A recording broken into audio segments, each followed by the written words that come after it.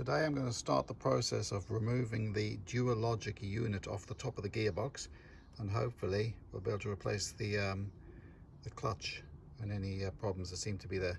So the first thing to do is take out the battery and take out this air intake as well. You pull this off here and wiggle that out there. That comes out there. That'll just give a bit more space.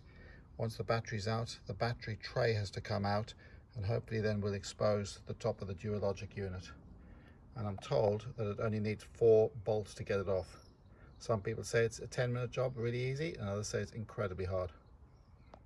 Once the battery is out, there's a plastic tray here that needs to come out, and it's got a drain pipe underneath it. And then to take the tray out, there are 3 13mm bolts. So what I'm doing as I go, I've marked up little bottles with, for example, this is number 1, and I'll put any bolts in there, and then I'll mark on a sheet that this is for the battery tray. And before we take the Dualogic, even start working on it, I've left it overnight to depressurize the system. I've made sure I don't open the driver's door, because if I opened the driver's door with the battery connected, it would have pressurized the system. I've taken that air intake out. It's nicer on a hot day because the plastic's more flexible, but obviously it pushes into that hole there. You pull this out here and then wiggle this and it'll pull out of there. It takes up a lot of space. That now is the Dualogic unit exposed. Hopefully we've got some good light. There's the protective shield at the front, the weather shield. That's what you need to take off if you're ever trying to check the fluid level.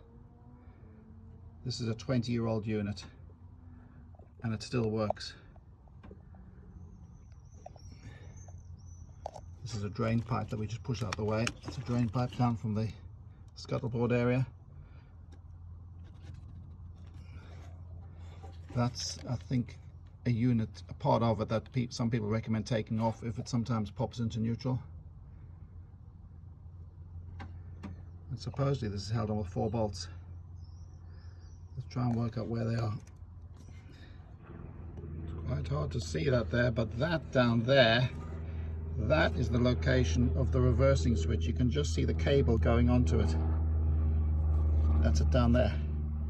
It's on the right hand side of the Dualogic unit. So the unit has to come out. If you ever have to change the reversing switch, that whole unit has to come out.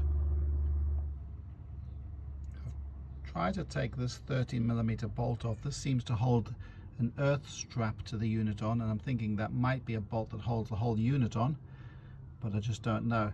But anyway, it was incredibly tight, so I've put some penetrating oil on it.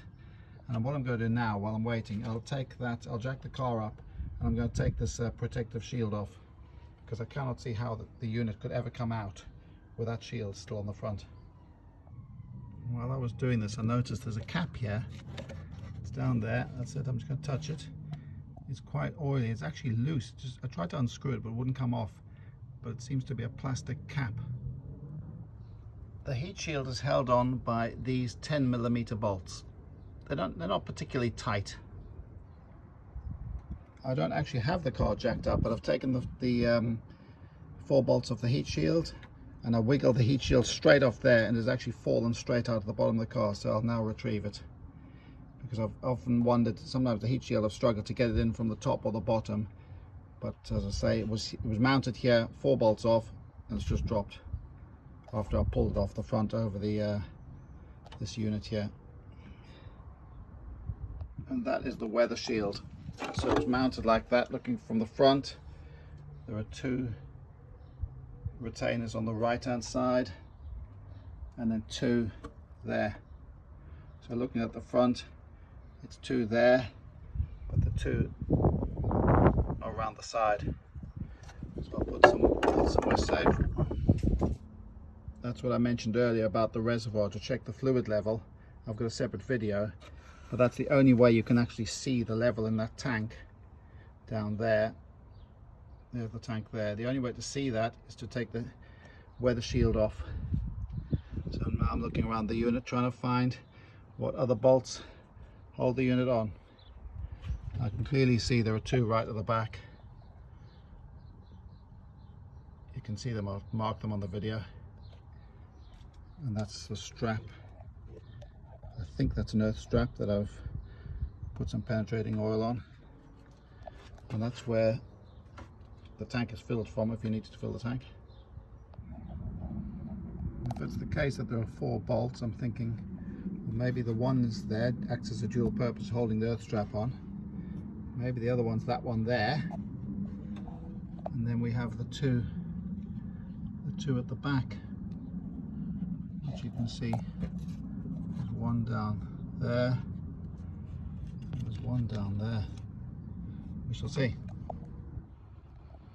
I keep trying to figure out where the 4 bolts are that hold this on, but I'm beginning to think that it's going to be that one there, because I know the 13mm. There's that one there we've just seen, there's that one there, and then there are those 2 at the back.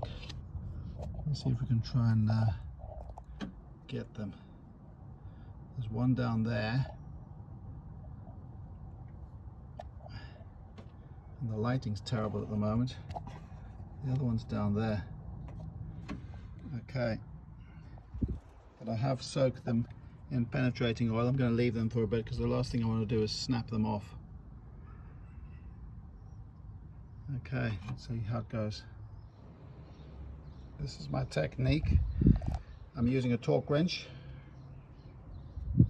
and then I've just loosened that one there slightly, loosened that one there. This one you just have to push there's a pipe there next to it, you have to push that out the way, and then I'll move on to the 2 at the back. They don't seem ridiculously tight.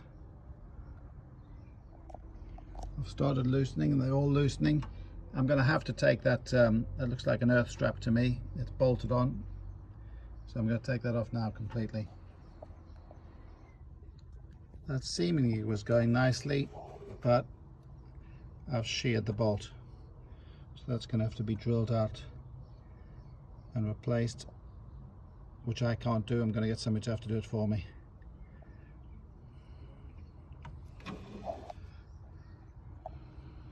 So in that case, I'm going to leave these other 4 a bit longer with the penetrating oil. The penetrating oil had been on that bolt for about half an hour. Now maybe I'm inexperienced, maybe that's far too short. Okay, but I'll put some more on those, because sometimes you think, oh, it's coming off, and then you realize it's just sheared the top off. And we have the first of the what I believe to be 4 13mm bolts that holds the Dualogic unit onto the top of the gearbox. These were nowhere near as tight as that bolt for the earth strap, the one that I stripped. This is the first of the bolts from the back of the unit. They seem to be about 30mm. I'm going to mark up the wiring to these, I believe they're solenoids. I can see 4 lots there. Whether the one on the right's a solenoid, I don't know. But there's one there, and the one there, and there's that wire at the back. Be careful you don't snap the connectors when you take them off. I've got the 2 back bolts out. Remember I've been talking about, I think there are 4 bolts. I was told there are 4. Well, I've looked at the schematic online, and there's actually a 5th bolt, and it's down there. Really hard to see, but it's down there. It sits under this gearbox engine mount.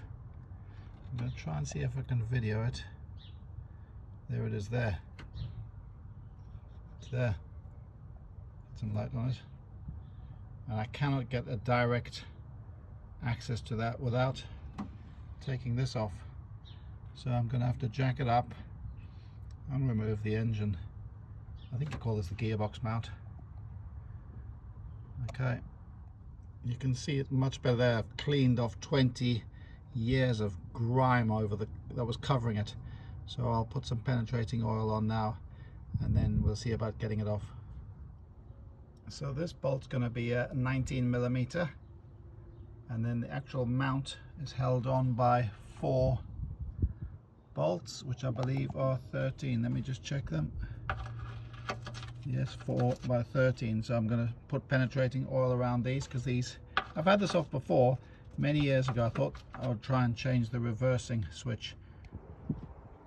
I'm now going to jack up the car and give me some access under there. Okay, so as ever, make sure it's properly chocked so it won't roll away. I'm just looking under now at the front of the Dualogic unit by the pump, and I can clearly see there's a bolt there that's right in the middle of the screen. That bolt there, that goes into the gearbox, so that obviously has to be loosened. So I'm not sure where the story that there are only 4 bolts hold the whole unit in is quite correct. Let's have a look at that. There's a notch in the reservoir. I'm just trying to see what's inside there. There's something in there. I'll look at it later because it's literally so cramped under here I can't see with my own eyes.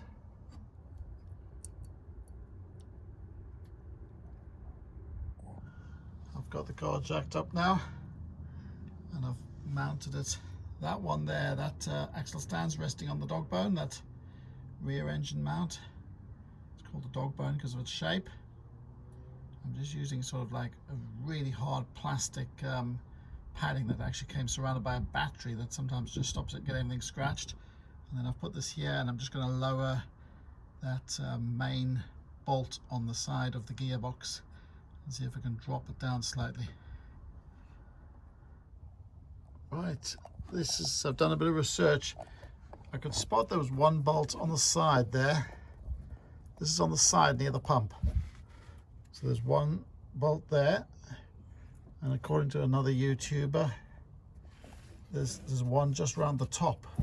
It's very hard to see, but there is a second bolt probably hidden behind that cable. I don't know whether it's showing up now, but that's where the second bolt. So 2 bolts hold there, and they need to come out. The bolt here, and presumably the one above, that is right next to the Dualogic pump, that's a 15mm. I'm just going to try and remove this now. As I mentioned earlier, the other one's hidden around the top somewhere. I've just had to squeeze this past that cable, so I haven't disconnected any cables yet. That's the bolt there. I haven't obviously taken it out yet, but I've just loosened it. I've left it for a couple of days with penetrating oil on, and I didn't have to, but I've just been away for 2 days, and now it's incredible. It wasn't actually even that hard to get off, just a sharp twist and it was done. That is the 15mm bolt.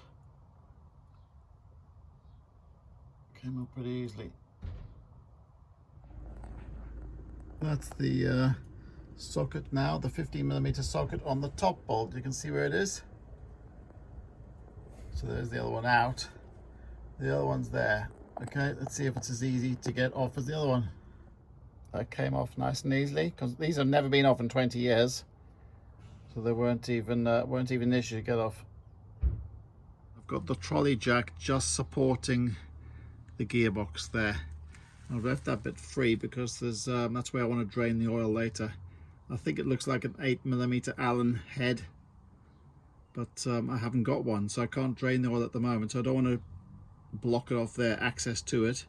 So I'm just supporting the weight of the gearbox on this trolley jack now. This is the top of the bolt for the gearbox mount, and that is 19mm.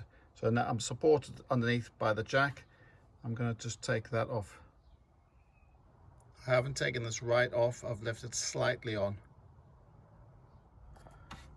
These 4 are 13mm, so I'm going to loosen them off now. For this one here, around there, I'm using the little ratchet spanner. Fortunately it wasn't too tight, but I can get that off, and presumably I'll do it for the other one as well. This is the first of the bolts that's come off from that mount. It was quite tricky to get to, so as I say, use the ratchet spanner. Fortunately it wasn't too tight. I'll record this just in case they're all different lengths, but that's the first. And this is the one from the back. There are 4 in all, so the back was the same size as the one at the front. A bit more corrosion on the one on the front. And that's the top back one out, so it turned out they were all the same length. So now the only thing supporting the gearbox and the weight of the engine at this end is there's obviously the gearbox mount, the dog bone at the back, but it's supported by the trolley jack, which you can just see down there. So it's chocked up. I've taken the 19mm nut off, And there's a big spacer comes off. Let's take the spacer off, and there's the bolt. Now I can lift the whole mount clear, and there's access to our bolt holding the Dualogic unit on there. This is the bolt from the right hand side of the Dualogic unit. It's the one that had to get the engine, the gearbox mount off, and that, look at that, for 20 years old. Incredible. I can now for the first time actually move that Dualogic unit. It's now nothing is bolted in. Pretty heavy. As for if that would ever be possible to come out of here, some say, oh well, you can lift it out, but to me that seems impossible. So maybe the best I can hope for is to access the reversing light switch, which I don't think has worked for 10 years, and maybe I'll take this out now and see if I can get more space there, and at least then we'd have a tutorial as to how to change the reverse light switch, because I'm going to be doing a clutch change on here anyway, so maybe it's pointless me struggling to get this out. Maybe it'll all, when the gearbox has dropped down. I really just don't know. I'm now going to see if we can get some light here. I'm now going to take the mount off. There's a bolt there. There's a second one next to it. And there is one. There's one there. There might be three, maybe the four, I don't know. I've never taken this off before. The one's around there. And that's that big bracket. Apologies if I'm not using the right terms. These are 15mm bolts.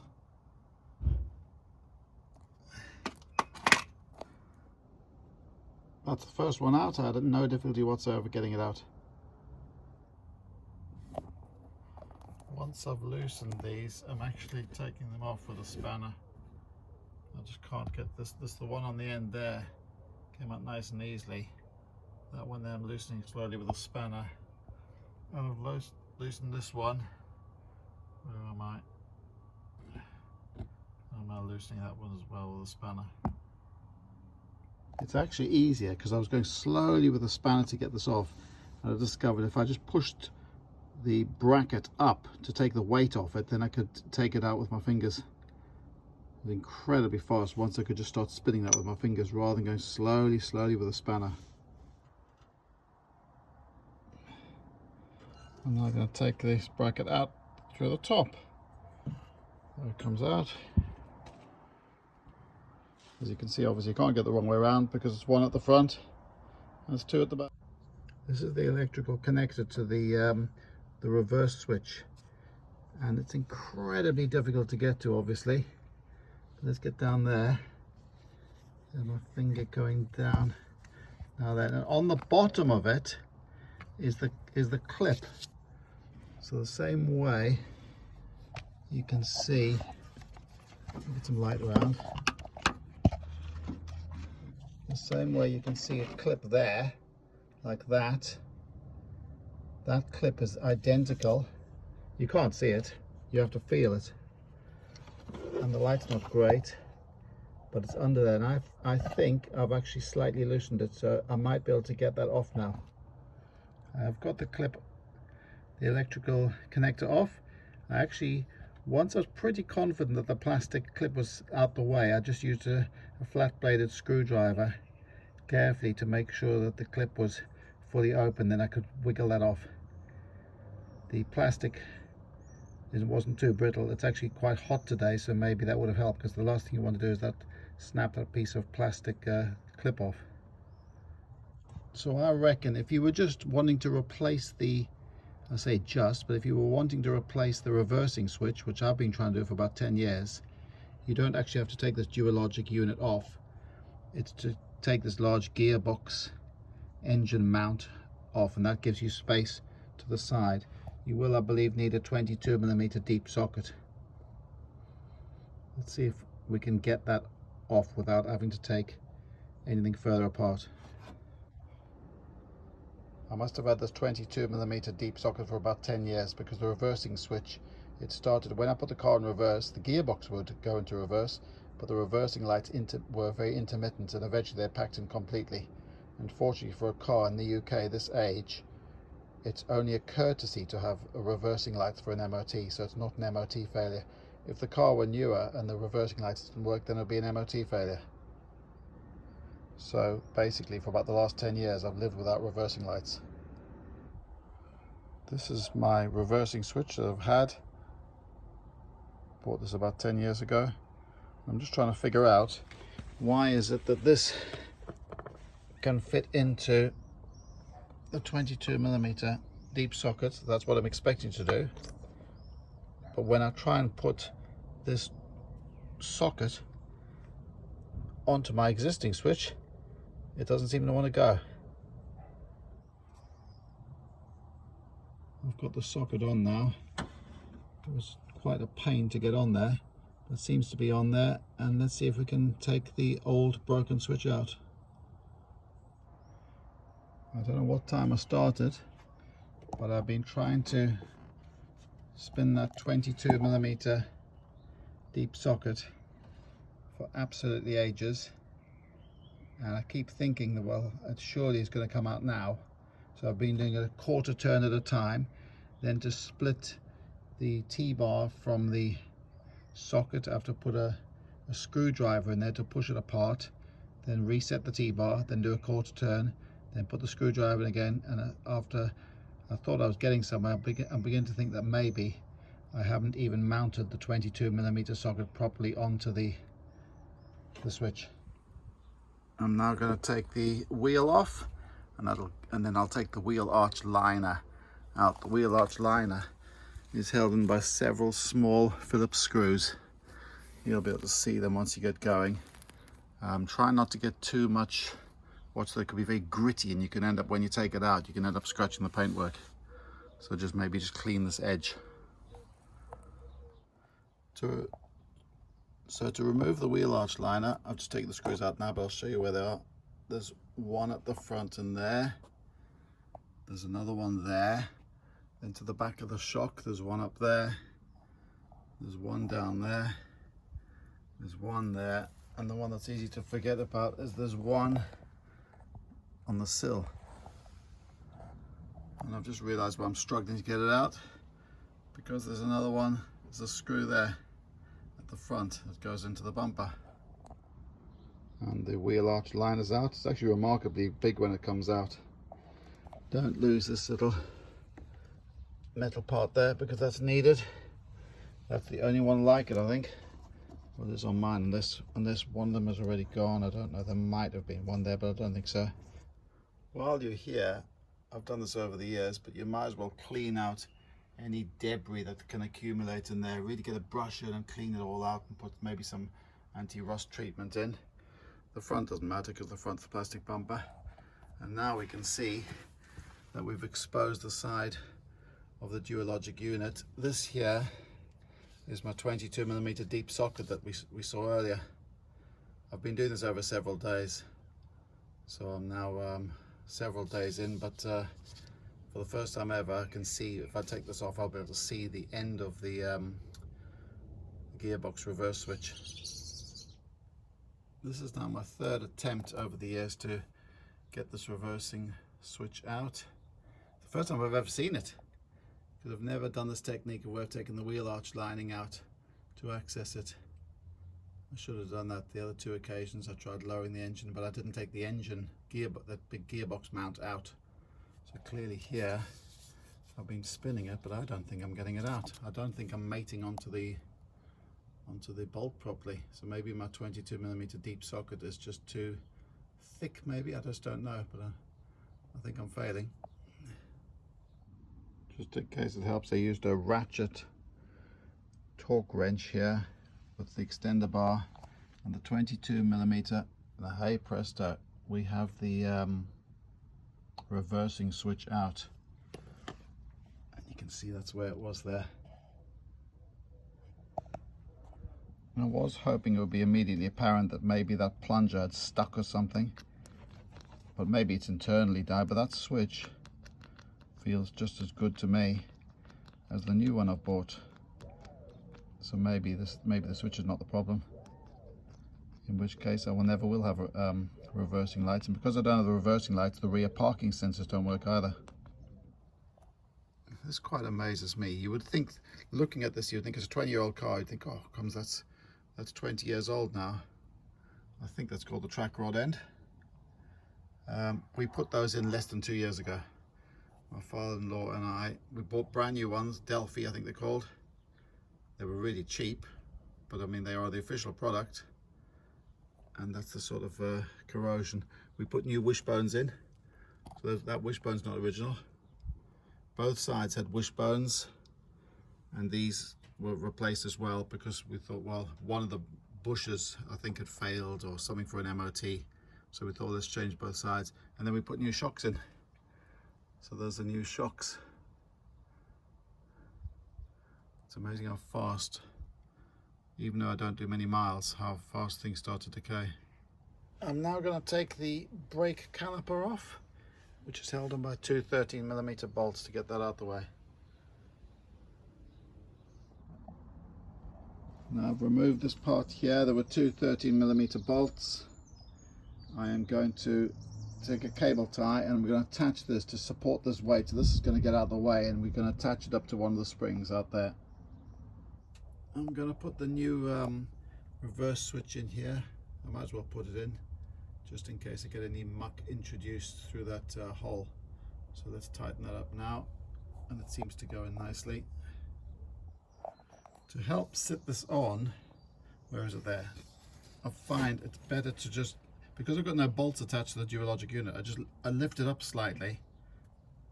I'm just showing you there. I'm just lifting it from my hands under the pump, and I just lift it, and it helps get better purchase onto it. So that's it tightened up. That's the angle it goes in, which I imagine is right because you can see the clip at the bottom. The clip is round the bottom, and then I'll be able to connect up the cable. Okay, I've just taken the knuckle bolt out, so that's to the front of the car and that's to the back of the car. We've got a 16 on the front, and we're holding a 17mm spanner on the back. It's called the shock absorber knuckle bolt. These are actually 15 on the front and 17 on the back. So put a 17 spanner on the back, 15 on the front, and we've used an impact driver to pull it off. So we've taken the track rod end off, and then we're taking these bolts out, these bolts here. We've put a ball joint splitter on there now, and we're going to split that off. I'm going to take the airbox off now. So I've just taken them out. We're ready. We've got these little 10mm goes there, 10mm bolt. There's a 10mm bolt there, and then there's one at the back. This pulls off. There's normally a clip there, but it's long since been taken off, this huge Jubilee clip. Pull it out there, and let's take the airbox off. To drain the gearbox, it's an 8mm Allen key is needed. That might be incredibly tight. I've had this out before a few years ago, so hopefully it's not too bad.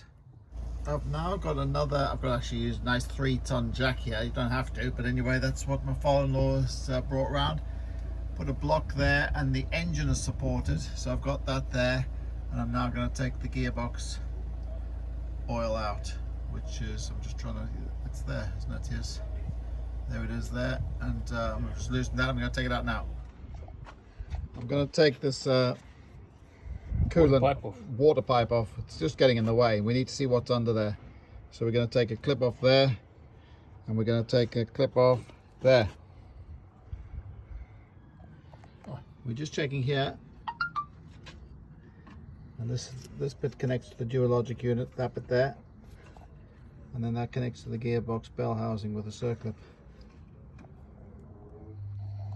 We actually took the circlip off there because we thought with this unit, we thought this whole arm would come off, but what it turns out is all we needed to do is the Dualogic unit, this needed to be shifted to the right, and we've revealed that pin, so we'll have to put a new circlip back on there. So don't bother taking that off, just pull this straight out there, and it's got a rubber shield or whatever that's called. I've marked these clips So I've got two on the left. I've got one I've marked, actually looks like an L, okay? And then on the right hand side I've done that one because there's also going to be a clip there, so that clip at the back won't have anything. We've put some masking tape around this one and marked it for CL for clutch. And the front two, apparently we can't go wrong because they're different lengths. Okay, let's take the clips off. This is the wiring harness coming out. So the one that goes to the right, that's your sensor. that's my reverse switch. That goes under this line. We pull those others out. There's one around the front. There's a clip holding the whole wiring harness in position, which is just under this where the battery tray rests. So that's out, that's it there. So let's see if we can remove it. This is the top of the gearbox when the Dualogic's been removed. So we took it out, we lowered the gearbox, we supported the engine, lowered it, and then we took the Dualogic unit out, down through the front wheel arch. But now we're just going to cover that up to protect it, to make sure nothing falls inside. The connector that goes right at the back here, that's the one there I've marked with some masking tape. I'm going to show you a video now of a Dualogic unit as removed from a 2005 Fiat petrol 1.4 Idea. Just because I think there might be different versions, but I've struggled to often find photos or exact information on this. So obviously that goes at the back of the car. That's got the plate on it that says Magneti Marelli. That's there. There are 3 solenoids on the top. I've marked those with Tipp-Ex to just help in case I get it wrong. That presumably some sort of breather, it's loose, just pops up and down. The earth strap sheared off, so if you're just wondering, that's where normally the earth strap bolt would go. These are the 2 long bolts that hold the unit on. There are 2 shorter ones at the back, and there's another one here. And then when this is in the car, there's a bolt holds it to the front there, and there's another bolt there. There's the Denso pump. Here's the reservoir. You can see the fluid level, the max mark is there, so I am actually over the max. And I've been using this car for the last 16, 17 years. This fluid has been changed once.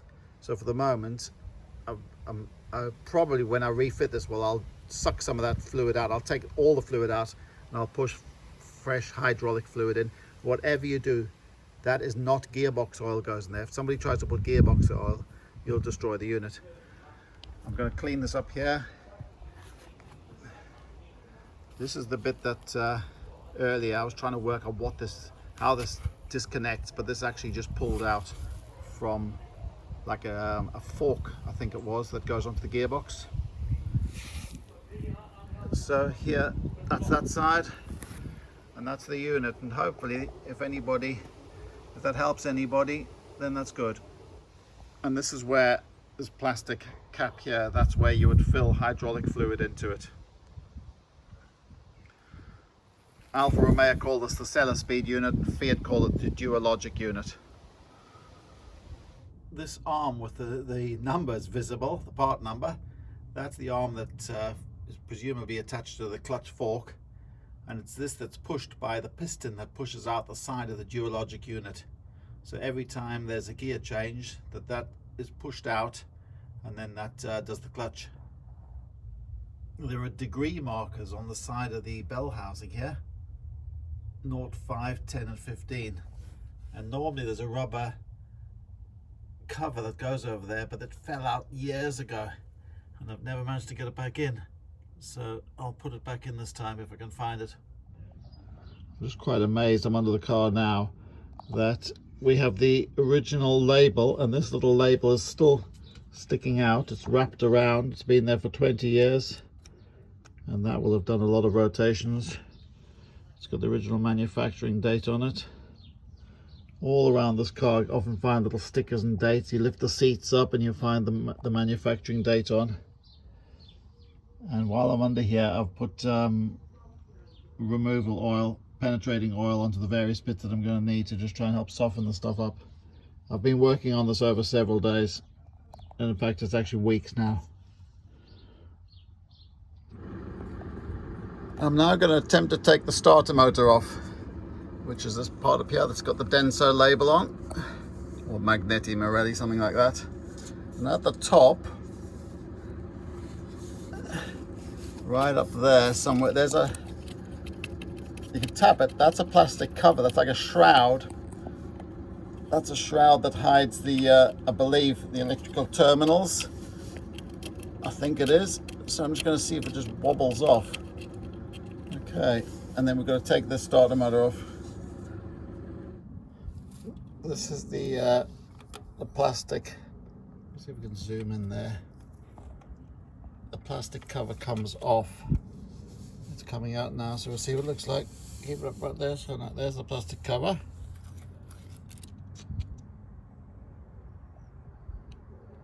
That plastic cover came off that way, so straight out.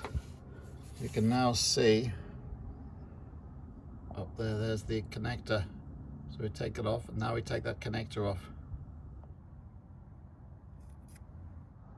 The nut holding the connector on, the electrical connector, that nut is a 13mm. I've wiggled the plastic cover off, and there's the first cable, and it seems to come off that post. So it was a 13mm out of the ratchet. That's like that, and then wiggle it off, and that seems to be the electrical connectors removed from the starter motor. This bolt on the starter motor, I was first of all confused. I thought it was this one at the bottom, that one there, but it's not. We're going to do a 13mm on there. Let's take that off now. I've tried with the small ratchet spanner, but of course it's far too tight, so I'm going to try some bigger equipment. Once I've loosened it, I've now swapped to the small ratchet socket, 13mm, so I can get it out now, but initially it was really quite tight. That's the 13mm bolt out that was holding the starter motor in. I'm just looking for what Fiat call the front screw, which is basically the bolt for the starter motor. There's got to be somewhere down here. Trying to see if we can see it. I'm following the Fiat eLearn instructions as I go along, because I've never done this before. From what I can see, they say I'm going to take two top bolts out here of the gearbox, and from the little diagram I've got, that there, there's the old, that must be the bolt that holds the starter motor, and that's the top bolt. And then I'm going to take that bolt out there. I don't know where you can see it, it might be there. Take that one out there. So let me do the starter one first. And hopefully the starter motor doesn't just drop straight out. That's the top bolt out. I got this out. There's only one way to do it. It is actually from the top. There's no way can you reach around when you're underneath the car. So now, this is where the bolt was, as you saw in that earlier video. I'll take it down to where the hole is. There it is there. That's it there. That's the top bolt. Now let's take out the two that hold the top part of the gearbox in. I'm just doing this back one now, which is there. This is an 18mm. If you, let me take it off for a moment. If I pull out the hose, there you are. You can see it there in the middle of the picture. 18mm. This front bolt, this is also the same size. That, bear in mind, it's got a bracket attached to it. That bracket will want to rotate, so just make sure that the bracket goes in at the same angle. Look, it's not level. It seems to lean forward. Okay. I've got the starter motor out now. So that was it. It was mounted in, as you saw earlier. Terminals are nice and clean. That's the original starter motor. I'm just taking out the 18mm bolt here, and just keep an eye on the fact that that bracket will move. And this is the bolt that's come out, the 18mm one from the front. And this is the one from the back near the starter motor top bolt. Now I'm taking this bolt out here, it's the same size again. These bolts are 15 millimeters, so I'm going to loosen them off now. This is the first of the 15 millimeter bolts on right at the bottom of the bell housing. Okay, so my father-in-law's been helping out as well. So what we've done is we've taken off the offside wheel and then done the same on that wheel. You know, we've taken off the Drive hub, disconnected the wishbone at the end, and we've now pulled in the drive shaft out. So we can now remove the bell housing. We can remove the bell housing now. What we're going to do now is I've come around to the near side, and we're going to try and take the near side drive shaft out. It's the shaft. We're just drive shaft coming We've apart. taken this off that strap, whatever you call these things, the retaining clip. And this is known as the splitting the CV boot technique. It was recommended on the forum, the Fiat forum. It said most people tend to split the CV boot and they leave that behind in the gearbox. That's what we're going to do. To get this out of the way, because obviously we're working here and we're going to try and get the bell housing out here, I've taken this and strapped it all up with cable ties. So it's attached to the spring. I've got two lots just in case of one snaps. The garden wire is what we used initially. Well, it was thick wire, but we just don't think that's strong enough. So, and I'm resting this here. I'll put some padding in there because we don't want to damage that cover on the wishbone. This is all the CV grease you can see here. Just be aware that it's a special grease for CV joints. Do not use normal grease. This bolt here needs to be taken out. This is the engine flywheel protective cover according to the Fiat e-learn document. So that one comes out. There is a second one which I'm trying to find, and then we need to loosen a bolt that's holding the gearbox bell housing on. This is looking from the offside, so that's where the CV joint is, and there's a bolt up there which you can clearly see. That's the bolt. Only just loosen that. So you loosen that, then you remove the bolts for the flywheel protective shield, which I've just shown you the one. I'm still trying to find the second one. And then once the flywheel protective shield bolts are out, we loosen that bolt, and I believe that'll be the bolt that's critical to holding the bell housing on once the other bolts are out. Because according to the e-learn, that this bolt you're seeing here is the last one you take out before you then lower it. I've just covered the end of this CV joint with a freezer bag because it is staggeringly easy when that's exposed to start getting the muck, that CV grease, which is horrendous, all over you. So I've just shown you now where we found that bolt, and I've looked according to the Fiat e-learn. We're going to look the other bolt for this flywheel cover, which is this thing here, is just below it. So let's see if we can find it without my shoulder hitting the CV joint, which is just done now, and I got covered in grease. In fact, I think I hit my head off that as well. This is so hard to see, so I'm going to actually put my camera up here and see if I can see the bolt. There's the, I think I can see it there. Let me just see if I can, is that it? That there is the bolt for the I've just mentioned, and below it's supposed to be the other one. So sometimes what I do is I put my phone and video and then examine the footage and see what I'm looking at, because I can't get my head up there to have a look. That's the first one out. That's the front bolt. It wasn't even tight. I was amazed at how easy it was to come out. This is the 10mm socket mounted on that. The only way I could get it on there is just by feel. I cannot, so how on earth I'm ever going to put it back in, I'll never know. These are the two bolts that have come out now for that shield. The one on the left was the one that's incredibly hard to find. It wasn't tight, but it's got a spring washer on as well. This is the bolt. I've loosened that. I haven't taken that off because, as say, that is going to be the last thing holding the gearbox on. So now I will take off all the other gearbox bell housing bolts, leaving only that one. Now make sure that the gearbox bell housing is supported on a jack. I'll show you now the combination I had to do with an 18mm deep socket to get that off. This is what I used. I used the 18mm deep socket and an extender bar. Remove this 19mm nut from the dog bone. That's the dog bone mount. We're going to take that up. We'll leave this one here. That goes into the chassis. Just leave that. Remove this 19mm. That is the dog bone bolt out. That's from the front of the dog bone. I've now got that nut off.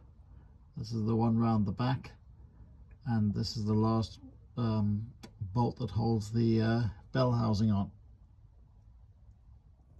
Right at the back of the gearbox, before you drop it, make sure you disconnect this wiring harness. Put a flat blade screwdriver and then split that apart and get that out, because you don't want to tear that all down. That's the, where is it? That's the Dualogic wiring harness. So I've got check that you've got nothing connected to the gearbox before you drop the gearbox. So check that you've got nothing connected to the gearbox before you drop it. You don't want to strain any cables. And that is the gearbox bell housing taken off. There was this, I'd forgotten to do this clip at the back which attaches to that part of the wiring. So even though I checked earlier that I thought all the wiring was off, then when I started to drop it off, that was attached. Then I didn't know how it was attached, so it turns out it's like a sliding clip. It slides into there, so do that obviously before you take it off. And this is the inside. That's I've just taken it straight off. I haven't touched anything. Look at the state of that.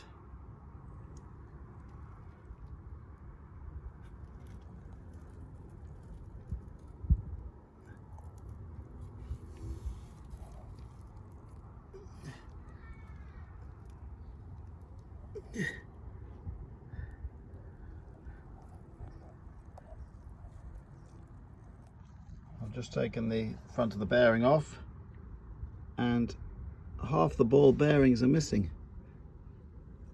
I'm not sure what that is at the back. They look like they're melted drops.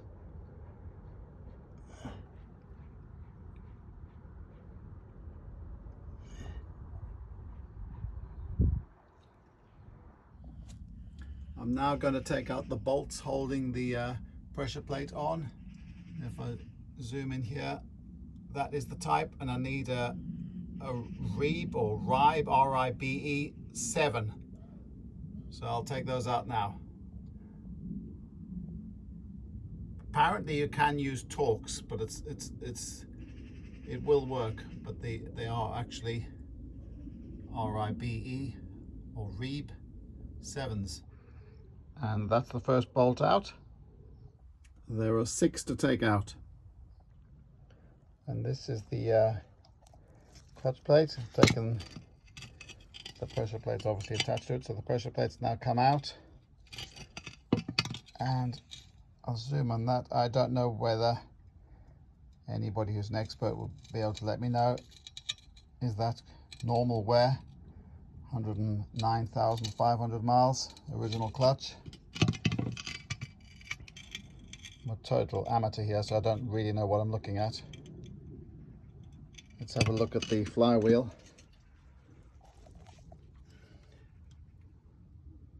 There's your flywheel. I used to get horrendous clutch judder on this. So much so that once I was pulling away and even the exhaust managed to hit the underneath of the car. I'm going to get this cleaned up now. Use some brake cleaner on it. And then see how it goes, give it a good clean. Now, according to a seemingly very knowledgeable post on the Fiat forum on the Dualogic thread, apparently this solenoid here can be the one that, if it gets a bit sticky, it can be a cause of where the gearbox drops into neutral. So I'm going to take these Torx 20s out. This is the unit I removed from the car, obviously. So take this out. Apparently this can be done with the car in situ if you just wanted to clean this bit here. But I'm going to take this out now. Obviously, if you were doing this with the Dualogic unit still in the car, the whole system would have to be depressurized. So when I was doing this, I thought, oh well, maybe I should just buy a new solenoid, until I realized the cheapest I could find was about £185, ranging all the way up to somebody even asking an incredible £430 just for the solenoid. I've just carefully pulled this off, and obviously there's a tiny bit of hydraulic fluid come out. That's it. Apart from the solenoid coming off, I haven't actually changed anything. So that solenoid pin is in the withdrawn position. And presumably these might come out here, but I'm just going to leave that there, or I might pull it out. I'm sure there'll be a spring there, so some people reckon the spring can get a bit lazy. I'm just going to carefully take this part out now.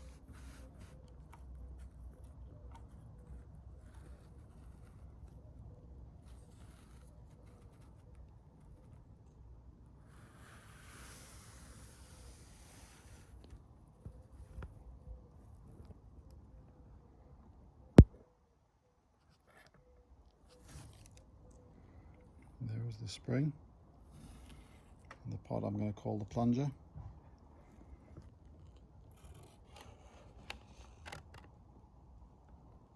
Doesn't look very dirty. This is a 20-year-old Dualogic unit, and it's never been serviced other than having the hydraulic fluid changed. So the only parts here that are this plunger, which goes vertically into the slot. It's got a nice curve there. That's the plunger, and the spring, and the solenoid. It all looks pretty clean. This is the spring against the ruler. I would say that spring is 10 millimeters deep, and I would say that is 15 millimeters across, 15 millimeters diameter, 10 millimeters depth. I've cleaned this area now with brake cleaner, with a bit of WD-40, cotton bud, and some brake cleaner to clean the nice surfaces. I'm going to pop the spring and plunger back in. I angled the unit up slightly to make sure, because the slot, this plunger has to fit into that slot. You'll know when it's right because you can push it backwards and forwards. So just check it's all well.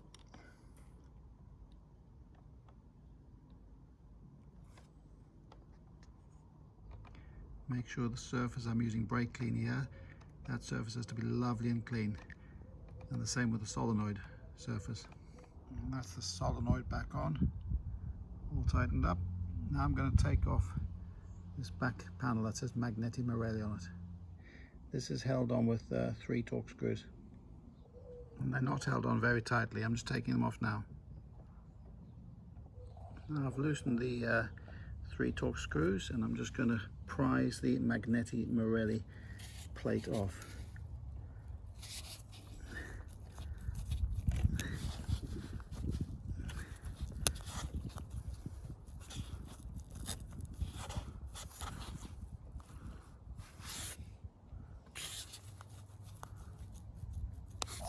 I'm going to get a small flat blade screwdriver and help pry it off. Gently prise this off because you do not want to damage that nice big expensive green seal.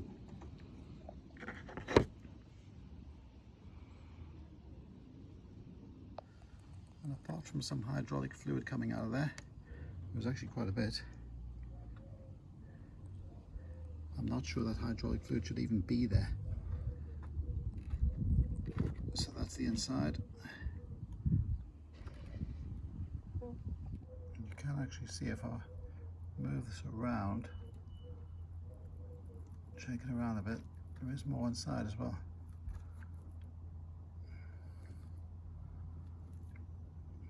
I'll have to investigate that. I've cleaned up this plate with the brake cleaner, made sure there's no debris around that green seal, and now I'll pop it back on.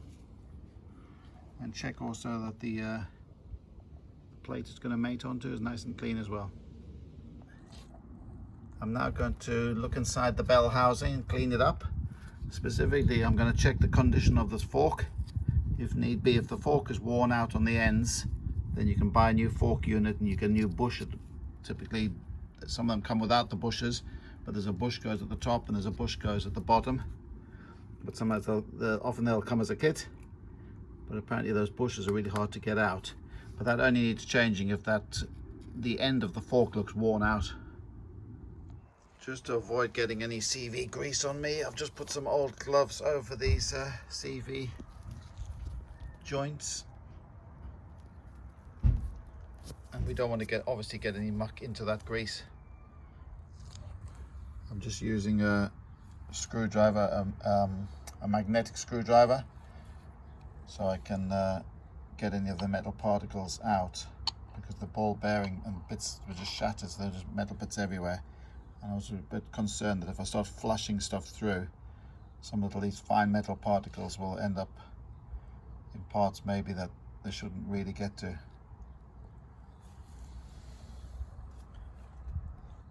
That's the muck I've raked out of the bell housing.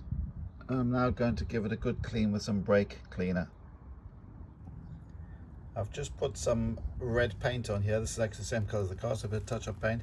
Because when we took the gearbox out, we wrongly took the circlip off.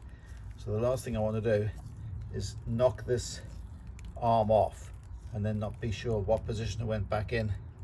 So you wouldn't normally do that, but anyway, if you want to change the clutch fork, then obviously mark the exact position of the way it needs to go back in. Now, when I've been researching over the years, because I've had this car about 15 years, I've frequently been reading up about Dualogic issues, etc. And recently I discovered a Russian a guy who's a Russian. He's written it in English, huge amount of information. I might be able to link to it in the description. And he reckons that the Dualogics hammer this fork, but I'm not sure I can agree with him, because it's computer controlled, and I'm not sure why, in his experience, the Dualogic version, he reckoned, would even wear out the clutch fork in half the time. So whether it was wrongly adjusted, but this clutch fork looks absolutely perfect to me, and this is, as I say, 109,000 miles. There's not even any wear on there, and that's despite the fact that it was pushing against a bearing that had completely destroyed itself. So I'm not going to be changing that. This is a real learning experience, because I was worried that, because this arm did come off, because we took the circlip off, so the arms come off, and I was thinking, oh, fortunately I'd marked it with a little mark with some paint. But then looking up on the Fiat forum, as somebody points out, there's always there, you can see that one, there's a slot there, so that's impossible for that to go on in the wrong place. Look for the slot and line it up. I've just removed the protective cardboard cover I've got here to just check on this. These are the selector forks, and that's inside the gearbox. So it's critically important that we don't get muck or dirt or anything that's dropped in there. So I'm going to seal this off better now and just basically give the gearbox a decent clean. But I didn't want this muck all here to end up in there. Now, this car was in neutral when I disassembled the gearbox. So that's your neutral position. I've covered the top now in gaffer tape, and I'm using a small little brush. I'm just going to clean up the box and just make it look a bit nicer before it goes back in. When you're working with these new components, whatever you do, make sure you've got nice clean hands and do not contaminate the friction surfaces of the clutch. This is the new clutch.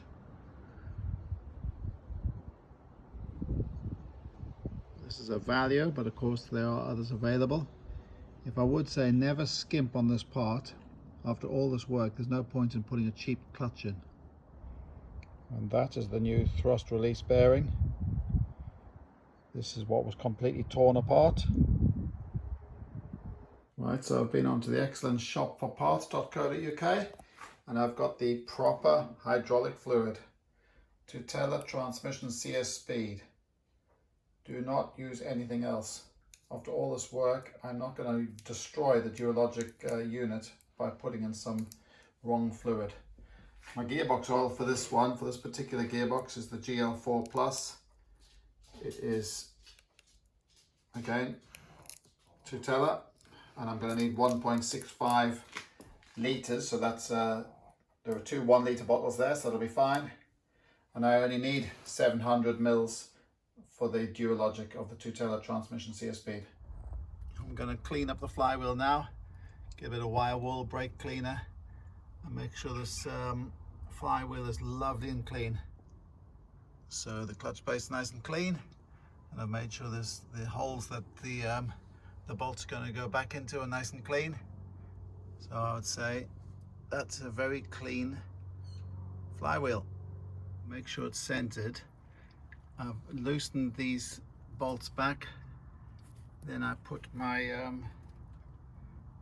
my tap spanner in here, into there, right through into the flywheel.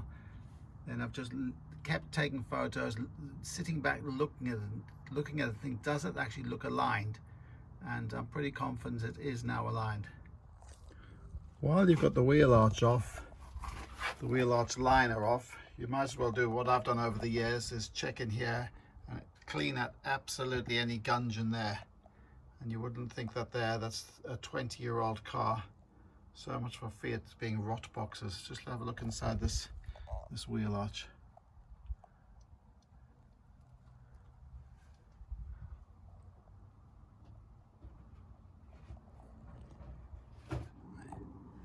I've put the thrust release bearing in now. It can only really go in one way. It's got these plastic tabs, certainly on this Valio one. Those are longer, so it fits inside that fork. It's pretty obvious when you do it. You realize it has to be only one way. And obviously the black bit goes to the back, and this face here will push against the pressure plate. A packet of grease, and then we will lightly grease the, I think I've heard a term, whether this is called a spigot. I don't know whether that's the proper term, but this will be just lightly greased. Of course, once this is all mated up, this will go through that central part of the clutch. So that's why you don't use much grease. You do not want grease spinning off under centrifugal force and flying all over the clutch plate. I'm going to be attempting to put the gearbox back on. What I've done is I've got a large block of wood here, which is going to sit on top of my 3-ton trolley jack, and I've cut a piece of wood. There's a support that's screwed in. That is 10 centimeters long, and you can see where it goes. So it sits there nicely. Then I've wrapped wire around. I'm going to add some more wire around. I've got some wire around there just in case it starts to come off the block of wood. I'll have to obviously lift this up and then put it on top of the pad of the jack. I've got 2 lots of wire around the front, and I've put a clip in here at the back, and then I've tied this up here to just try and keep it as stable as possible. Now I'm just going to torque up the bolts, but obviously I'm going to be fitting the bell housing, so I want to get anything like this out of the way, use a cable tie, and make sure the area I'm working on is free of obstructions for when I mount the bell housing back on. At the moment, I'm just trying to figure out why doesn't that hole there and this plate line up. That is out, and the one over here, that's completely out. So that's not going to allow the bell housing to mount back on. So it's little things like that. I've got to get that right before I attempt to attach the bell housing. First of all, of course, I've got to tighten up these screws. So I'm going to do those first now, and then I'll try and investigate what on earth's going on with lining that lot up. This plate, I managed to get it into position, but it doesn't want to stay. This plate here. So I'm just going to put some gaffer tape between the protection shield here, and I'll just hold that in place so I know it's going to stay. Before you start really tightening these up, make yourself a little chock of wood, 9.5 centimeters long, and stick it in there, and it locks against the one tooth of the flywheel. Otherwise, the more you tighten this, the pressure plate will just start to spin. It spins because obviously the flywheel's spinning. So I'm talking these up to 20 foot-pounds. And 20 foot-pounds, I have snapped a stud. Absolute disaster. In fact, I never even got to where the torque wrench was clicking. I tried it down to 10 just to make sure the torque wrench was clicking at 10. Earlier I'd gone to 15, and I'm obviously trying to get it to the recommended 20 foot-pounds. And I've had an awful feeling that was just going to happen, but I've snapped one. We're just drilling out now the snapped out studs, so I've put some gaffer tape over there to make sure that no debris gets inside.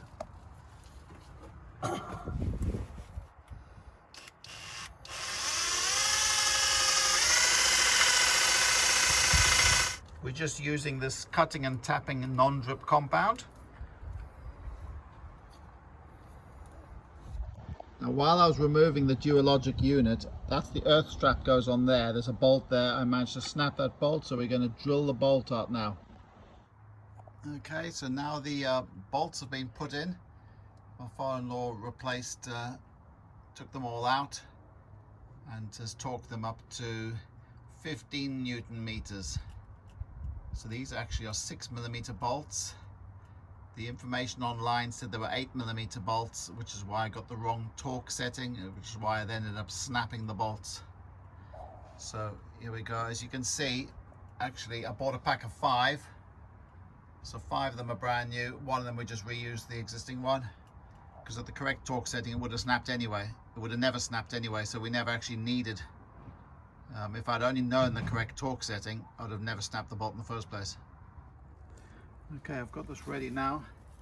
I'll put a very small amount of grease on the spigot. I believe that's called a spigot. That's the grease that came in the Valio pack. I've got it mounted on a little dolly from Lidl's that cost me a tenner. Just wheeling it around now. It's mounted on a block. I'm going to try and jack it up and then place it in position. This is how I plan on lifting the bell housing up. I've got it chocked, and then under the trolley jack here I've got a screwdriver, so if need be I can just give it a bit of leverage like that. We'll see how it goes. I've got every single possible cable out the way. There were loads up there. I've taken them all off. They were starting to get in the way. I tried earlier, but it didn't work. I actually managed to offer the bell housing up, but I just could not get it on. Okay, this is my little rig. As you saw earlier, it's onto the 3-ton trolley jack. It's got that piece of wood there. I put 2 extra screws in there to keep it more secure. I've got garden wire around here, chock there. I had a screwdriver here in case I needed to put that in there and then apply a bit of leverage. And I've jacked it up. Once I got that pin at the back, the long bolt at the back, once I knew that was in, it gives you more confidence then. And for just checking the alignment, if I just jump up,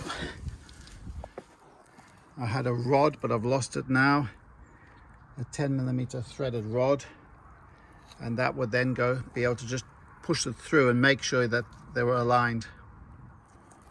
That's the piece of threaded rod. So basically I could push this through and just make sure they were in position, especially at the front, because once it was attached at the back it might naturally want to fall forwards. So I could put this rod through and keep the alignment, and then lots of wiggling, and shoved it on. Right, I've still got it chocked up, but for the moment I'm going to put those little tiny bolts, those little bolts that go and hold the sort of fly plate cover. So I've got to crawl back under here and get them in, and then I will attend to putting in the lower bolts. There are 10mm bolts at the bottom, the ones I think with the 15mm head. That is the tiny screw hole we're trying to aim for on the, excuse the vertical video here, but it's the only way I can get the camera into the slot. So we're trying to get that bolt back in now. I'm about to tap the protective flywheel cover from the front with a rubber mallet to line that up, because when I was trying to put the screw in, this has taken me about an hour so far to try and put the screw in. First of all, I couldn't find where the screw went. Then when I found the screw went in there, it turned out that the protective cover was slightly fouling the entrance to the bolt hole. So hopefully now it'll go in. I'm unable to get the little tiny bolt in at the back because it doesn't seem to be aligned properly. So I thought, well, if I go to the front, so I'm looking from the front of the car. I'm actually lying under the front bumper, looking up. There's the lambda sensor. Look behind it, and there is that little bolt hole there. Let's get that bolt in now, and then that hopefully will help. It's this bolt here. It's the one without the washer. The one that goes at the back that's proving impossible to get into is that little one.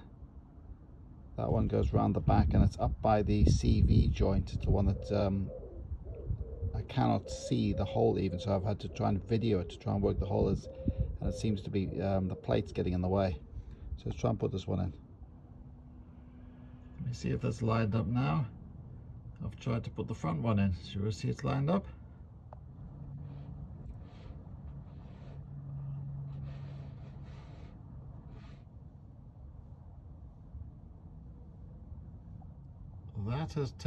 That has taken around 2 hours of effort to get that bolt in. I managed to put a punch into the hole, then push the metal backwards while simultaneously having to try and tighten that. So I'd loosen this top bolt because it was fouling here. I then put a punch in there, then levered it while trying to use the other hand to then tighten that one, and I've got that in. I think that's taken about 2 hours. There is the bolt that has taken me about 2 hours to get in. So let's hopefully it's not stripped, cross-threaded or whatever, because that's easily the hardest task I've ever done on this car, to get that bolt in. And as you can see, the bolt is absolutely tiny. And this is how to put a dog bone engine mount back on a Fiat. So there's this big bolt here, there's the washer there, there's that washer there which is cupped. It's going to go into the cross member here. It's a 12mm bolt, so I'm going to be torquing it to 85 foot-pounds. Let's put it in. About 10 years ago, this little breather rubber cap fell out. I don't know how, but anyway, I found it on my driveway, and I never managed to get it back into position because one of the water pipes was in the way. But seeing as that pipe is off now, I'm going to pop this back in. At least it's back in its right place after about 10 years. It's going to go in that bit there. That's that window you can see. And that's it in position. It's now time to start thinking about putting the Dualogic unit back on top of the gearbox. So I've got an earlier video where I mentioned how you can check the level of this, but as you can see, this one it's above the max. But the reason I never drained it out is it was working. So I'm a big believer. I thought, well, if it's working, why change it? Maybe I should have taken some out. I was struggling to remember whether I ever changed this oil or whether we maybe topped it up. I just can't remember, but it looks pretty black to me. So what I'm going to do is I'm going to take this top off here, and then I'm going to use a pump to suck it out. I've seen other people do it where they take, I believe they take that pipe off there and they drain it out that way. But I thought, seeing as I've got a pump from when I used to have a smart car, and the only way of getting the oil out, because it didn't have a sump plug, was to suck the oil out. So let's see if I take that off. If I take this off here, and then I'm going to do suck it all out. And that by the way is the proper oil. You'll need a 17mm socket, and my plan is not going to work because I don't know whether you can see that there, but inside there's like a diffuser. It seems to, that will never, my pipe to suck it out will never get in there, but I'll see anyway. Right, that doesn't work. No matter what I do, I cannot get the pipe in there, so I'm going to try seeing as the unit's out, I'm literally just going to turn it upside down. Maybe this is the wrong thing to do, but I'm going to try it. Turn it upside down and pour it into a tin. So now we are going to mate the Dualogic unit back onto the gearbox. As you've probably noticed all along, I've got this black gaffer tape here. So I'm going to take this off and clean, make sure that's absolutely thoroughly clean, that surface. Then I'm going to be using this Vital Red RTV gasket seal, and I'm going to be putting a bead around it, around where the holes go, and then I'm going to just make sure that my Dualogic unit is nice and clean. And then the gearbox is still in neutral. The Dualogic unit has to be in the neutral position. I haven't changed it because that's important. In fact, that's critically important that both are in neutral. And then I'll be able to mount it on and then start connecting up the all the cables. I've made sure that the plug for the gearbox oil is nicely tight. Also, I've made sure it's nice and clean. That way, if it starts to leak out, I'll be able to see. So I've tightened it up with that, I think it was a 7mm Allen key. So that's ready. So we can now start to get ready to put the oil in. So I think it's 1.65 litres of gearbox oil is going to go into the gearbox. Because while the top of the gearbox is exposed, I might as well put the oil straight in there. Right, so I tried doing the lower bolt, but got nowhere. So I've come around, sitting inside the wheel arch now. And dead in the middle of the screen there, you can see that's the upper bolt for the starter motor. So I've put that in. Hopefully it might align up now. And when I go around, I'm going to go back under the car and see if I can get the lower bolt back in. That hole there to the left of that big bolt is where the lower starter motor bolt's going in. And I've just remembered, I forgot that I was going to put the gearbox oil in before I put the Dualogic unit. So I've got my pipe, my funnel, and around here I'm going to just fill it that way. Put in the 1.65 litres of gearbox oil. This is the gearbox oil. There it is there. Make sure you don't accidentally stick in your hydraulic fluid instead. Now I've put a chock of wood in here. This is the, there are two main bolts at the top, the two M12 bolts with the 18mm heads. But when you tighten it up, without the chock, this rotates around, and this is a bracket. And I'm just a bit worried that maybe that positioning of that hole there is actually used. It might not be, but after my experience around on the other side, where it took me 2.5 hours to get a screw head in because the plate between the flywheel area and the engine, that sort of weather shield had shifted. I'm just going to chock this, so when I tighten that up, that's done. And I've tightened that, that's the other one over there. So two there, then there's the other one there. This is a bit same as well. When you tighten up, it moves that. I don't think that one's so critical. Right, I've given up with this idea of suspending the Dualogic unit above where it's going to fit. I'm sitting in the wheel arch now. I've tried a dummy run. Hopefully I can repeat it, where I managed to get that unit there, rotate it right backwards, put it up through that gap, then lift it up here, and then assuming that if I'd only had the sealant in position, I could have dropped it straight in. I did drop it straight in, but of course the sealant's not there. So I'm now going to apply the bead of sealant all the way around and then try and get it up there, and hopefully it'll go in as easily as it's just gone in now. Let's try. Unfortunately I can't film at the same time as I'm doing it. I don't have any sort of mount for the camera, but hopefully you're still with me in this video and you're still enjoying what I've done so far. I have actually lowered the engine down as much as I dare. That looks, you can get an idea of how much it's dropped there, and that of course gives me far more access space down there. Right, I've put my sealant on. Let's try and get the unit in. That's it in. It actually went in fairly easily. Let's tighten up those bolts.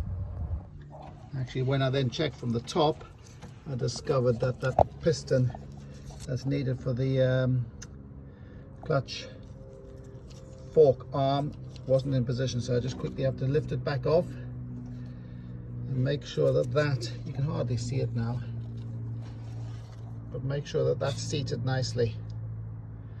Okay, because that obviously operates the clutch. Right, I've tightened the 5 bolts up now. I'm just going to put the earth strap back on, but let's make sure that that mating surface there is really nice and clean to get a good earth. Now I'll pop these 2 bolts back in. They're quite fiddly because the cables get in the way, but this is at the front of the front right hand side of the unit. But I need to tighten up. They tighten into the casing of the gearbox. There they are. Right, I'm going to try and, seeing as the light's good, try and connect my cables back up, because obviously I strapped the harness all out the way. I even put one up there when we were doing it. Let's see how we get on. This cable that comes down by the pump, that connects to there, and this comes down from the front of the car. So what I normally do is, once that's done, because it can get sort of in the way, I'll take a cable tie and just neaten it up, and then one is going to go to that sensor over there. You can see at the very top of the screen. Let's see how we get on then. I'm just going to probably just make sure, because these might have got a bit of dirty, that I get maybe a little bit of WD-40 into them. I don't know whether that would make a difference, but just to make sure the connections are nice and clean. Right, I've got all the clips back on, made sure the contacts were nice and clean. And I don't know whether you remember this earlier in the video, we took this hose pipe out for the radiator to give us more access. That doesn't need to come out, but it was no big issue. I've got some nice new Jubilee clips at both ends, so I'm going to be tightening those up now. Obviously make sure it's the right way around. That goes down, this clip goes down to there somewhere, and it fits around here, so that weather shield will go back in there. Everything else looks good. Have a last good look around to make sure that everything is clipped, and then after I do this, I won't do it now because I'm doing this in stages. I'm going to use my 17mm socket set, take that out, and add the 700 mils of hydraulic fluid in there. Obviously, again, have a really good look that you know connectors. There's one there, there's another one down there, there are several. Be easy to miss one out. Okay, so what I'm going to do now is get the drive shafts back into the CV joints. I've got the CV boot clamp kit that I bought on Amazon. Comes in 2 sizes, so I've got plenty of clamps. Then my father-in-law's loaned me the pliers, look like that. Never used these before, but I'll try and work out what to do as we go along. I've had this covered in a piece of plastic, but obviously before you shove the drive shaft back in, just make sure there's nothing wrong with that. It'd be terrible for something to be caught up in it. But let's try and get the drive shaft back in now, and then we'll get the clip on. I've had this clipped up now for ages, so at the moment this is too high.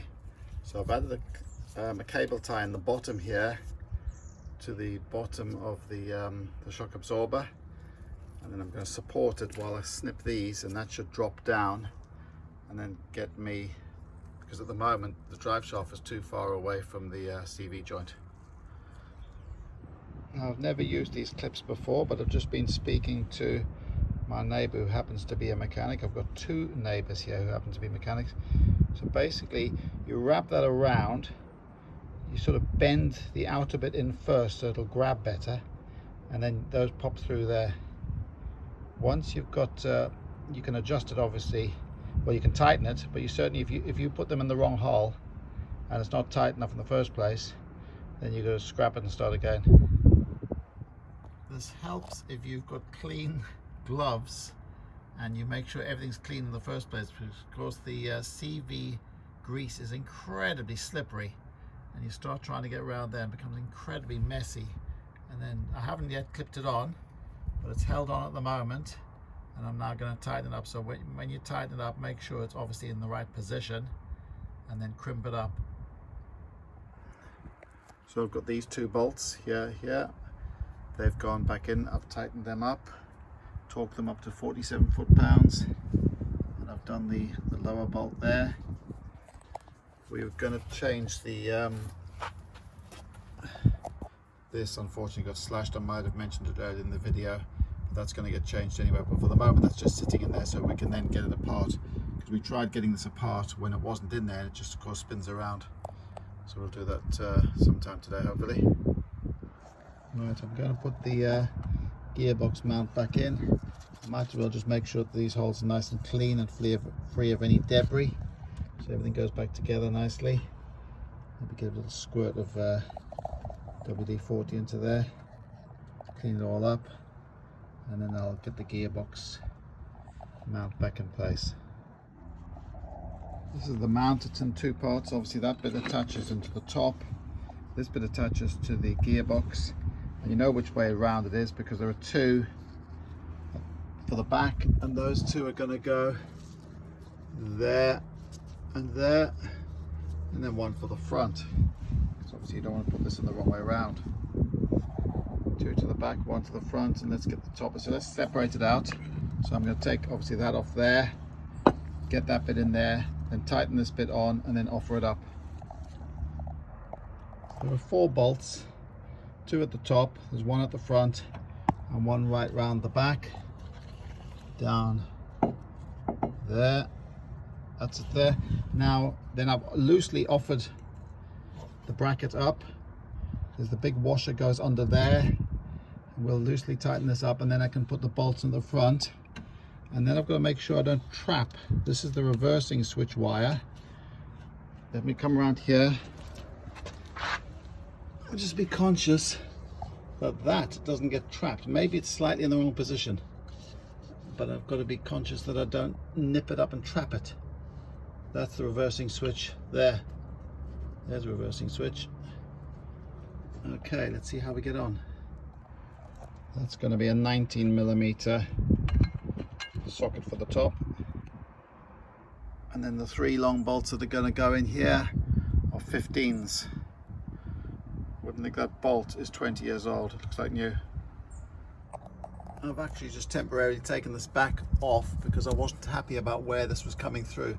So I've now got this coming over the top. I think it's going to be better. And notice that the switch, that is correct, that's how it came out. The switch is actually at an angle. So if you ever try to change this, the clip is at the bottom and it goes in there. And that's much better. It's now at the right angle, so it's not going to get trapped up here by that bracket. Let's get the bracket in then. I'm jacking this now up on the my big 3-ton trolley jack. Obviously I'm trying to aim to get that line there, to get that hole lined up with the front of the dog bone, so I can get a bolt through the dog bone, tighten that up, and then I'll be able to do these bolts. Let's see if we can get the dog bone mount back. The dog bone, it's a very long bolt. This is the bolt back in. It's starting to go through, so let me whack it with a hammer.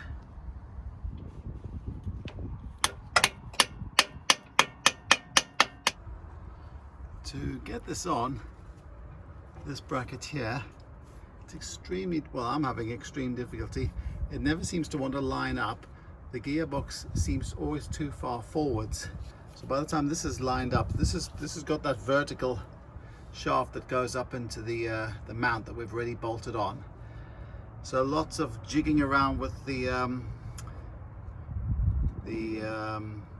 trolley jack, and I finally got it to where I can rotate this here and I can get this back one in. So if I can tighten this in a bit, as you can see, that's miles out there, and there's miles out there, but if I can get this one in tight, put it at the top, then I'm hoping if I adjust the position of the jack, the engine will rotate around and I'll be able to get the other bolt in. I've had this one off before because years ago I was trying to ascertain how it could change the reverse switch, but this you'll discover if you do it yourself, it's not easy unless I'm doing something wrong.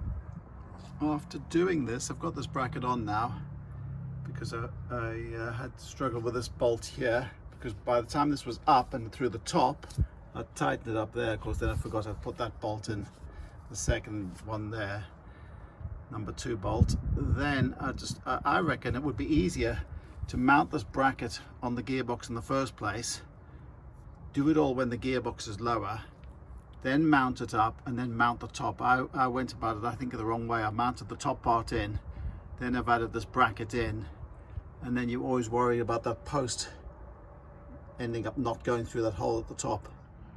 That's been torqued up. It's the 12mm bolt. I torqued it up to 66 foot-pounds. Now I'm going to do the offside. So this is all the stuff we'll need cutting away, and I'm basically going to do the similar process to what I did yesterday.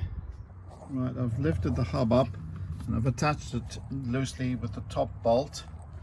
This bottom the drive shaft here is just clipped there so it stopped falling away onto the ground, but I added enough slack into it to give me movement. So now I'm going to try and push the drive shaft into the CV joint.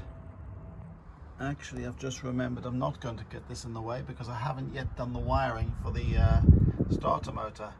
So it would be better to do the wiring now, because that drive shaft will actually get in the way. This is from what I understand, step out the way, that bit there is going to go on first. Then it's held in position by that goes on, and then the wire goes on. We shall see what happens, but it's extremely cramped. And there's the post. You can see the post there. Well, I'll point it out with an arrow maybe. Okay, let's see how we get on. Obviously can't film this, but you get the idea. It doesn't look easy, does it? Okay, let's see how we go. And just to add to the fun, I've got a CV joint here which I've taken the protection off, so I hope we don't get all that over me. Right, the trick, this has taken me hours to figure out. The trick to assembling this connector is, don't do what I did. As I started to assemble the wires onto the post of the starter motor. Don't. Instead, this black shield, as Fiat call it, this thing, you put the black wire in first. It's got like a big sort of like loop on it. That then can clip into position.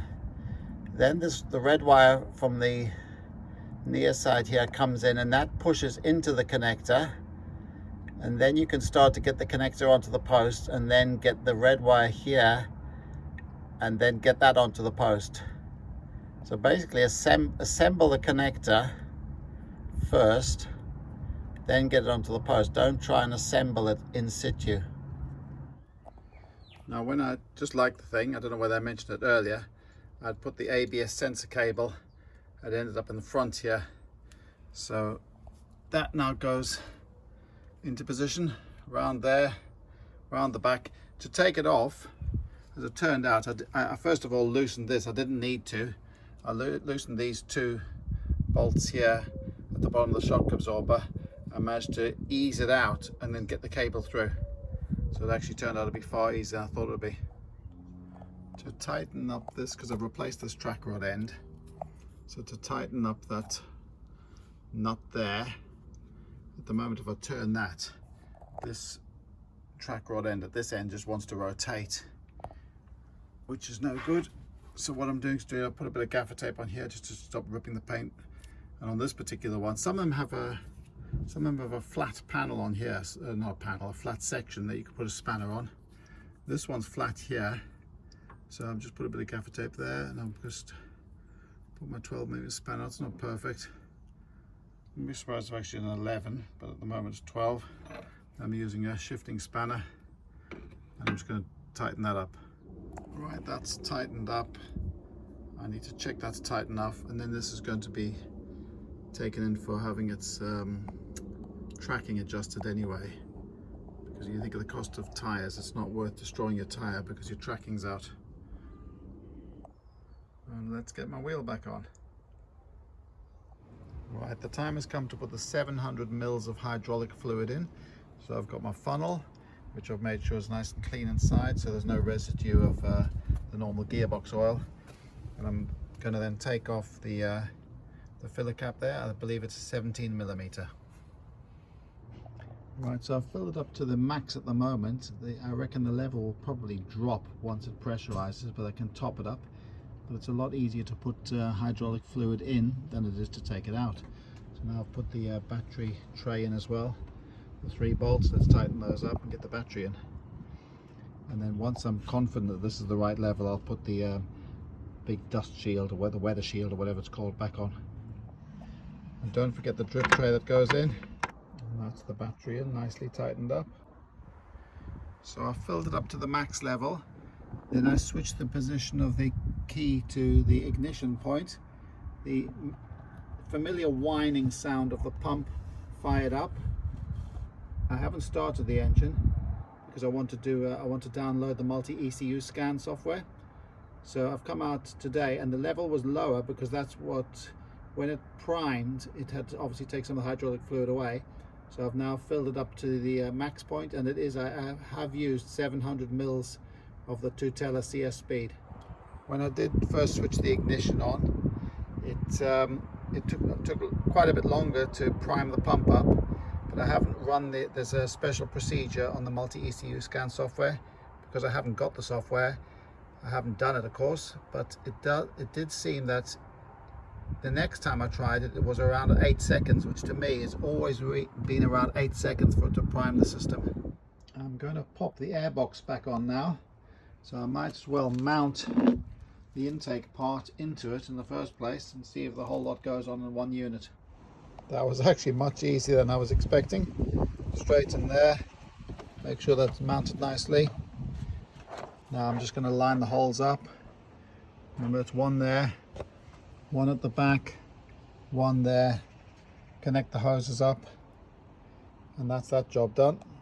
When it comes to connecting the cable for the diagnostic, there is actually a small little hole in the trim. In fact, let me just show you the trim a second. This is the trim removed.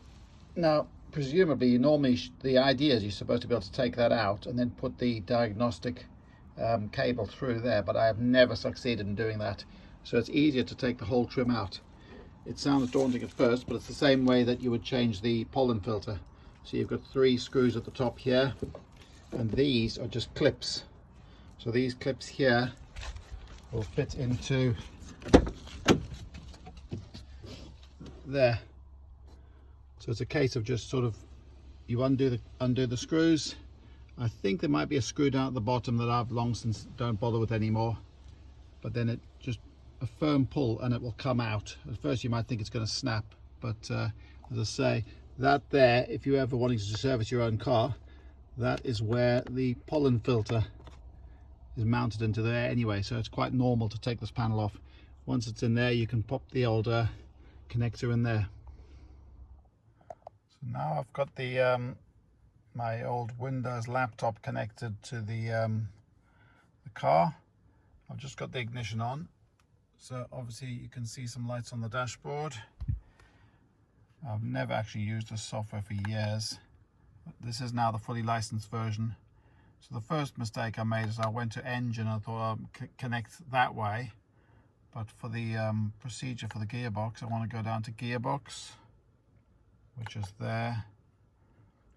And mine actually, I tried to connect a 3 to 8, but it says it's a 2 to 8. Let's see if this works. 2 to 8, connect.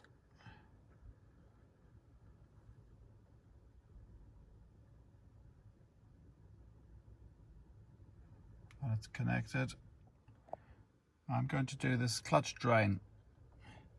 It shows the test should be performed if tubes or components of the hydraulic circuit have been disassembled or reassembled. Well, I know it took some parts out of it, so let's try that.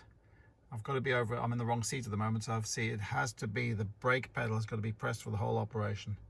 Let's see what happens. Right, there we go. Foot on the brake. We hit execute on there.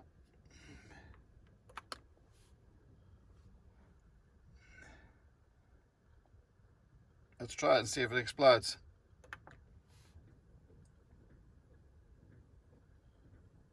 I can hear it making some whirring sounds.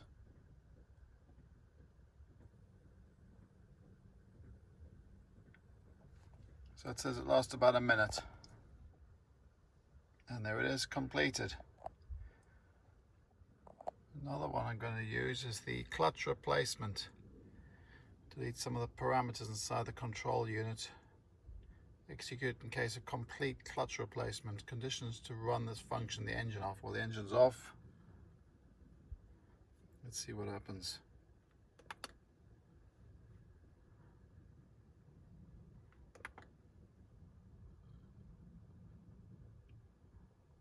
Don't hear any sounds, but that's not necessarily a bad thing. That's completed. Okay. This one here says this is the production service final calibration. The hydraulic pressure is going to be greater than 40 bar. Let me try if I can work out how to find out the hydraulic pressure. Well, I can see my hydraulic circuit pressure is 47.981 bar. So that's high enough. So I'm going to do the production service final calibration. I believe this is what's called the end of line examination. And it's called end of line because I believe it's at the end of the production line. It's nothing to do with like a line actually in the gearbox, obviously, or the clutch. It's the end of line. Let's see what happens. Hit the old execute.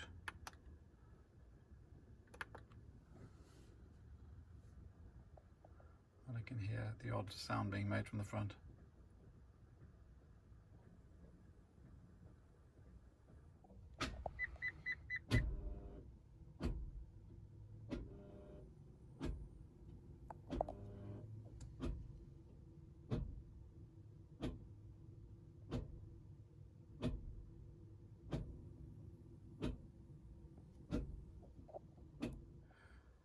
So, well, I'm hoping it's working because earlier, as I don't know where you saw that, it said gearbox failure. So I just need to connect my anti-roll bar back on, put it up on the, well, I need to put it up on the ramps and get my anti-roll bar back on. I can sort of try and drive it forwards carefully with the anti-roll bar off, but it might foul with the wheels. So it'll sound terrible. I might try and strap it up with some wire. So I hope you've enjoyed watching that. I've just fired the engine up. It's beeping at me to tell me it's in neutral. The engine is often, if it's been disconnected for ages, the engine sounds incredibly tappety, but after a while you drive it and it sort of relearns its settings and it will calm down. So once you're confident the fluid level is correct in the Dualogic reservoir, down there as we know where it is, then you can just put the old weather shield back on, tighten it up, and the job's done. We're now into October and I started this on the 29th of June. So let's say it's finished.